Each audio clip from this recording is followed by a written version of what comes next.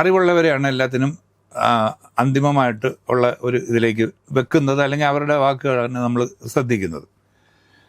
അപ്പോഴും നമുക്ക് അപ്പം അന്നേരം അവസരമില്ല, കാരണം നമ്മൾ പഠിക്കുന്നേ ഉള്ളൂ, പിച്ച വെക്കുന്നേ ഉള്ളൂ, നമ്മൾ പിച്ച വെച്ച് വരുന്നു. അപ്പോൾ അവസരം കിട്ടിയാലേ നമുക്ക് മുമ്പോട്ട് വരാൻ പറ്റത്തുള്ളൂ. അങ്ങനെ നോക്കുകയാണെങ്കിൽ റിയാലിറ്റി ഷോ ഒരുപാട് ഇന്നത്തെ കാലം നോക്കുകയാണെങ്കിൽ അത് പണ്ട് അതില്ലായിരുന്നല്ലോ. പണ്ട് റിയാലിറ്റി ഷോ ഇല്ലായിരുന്നു, പക്ഷെ മത്സരങ്ങളുണ്ടായിരുന്നു.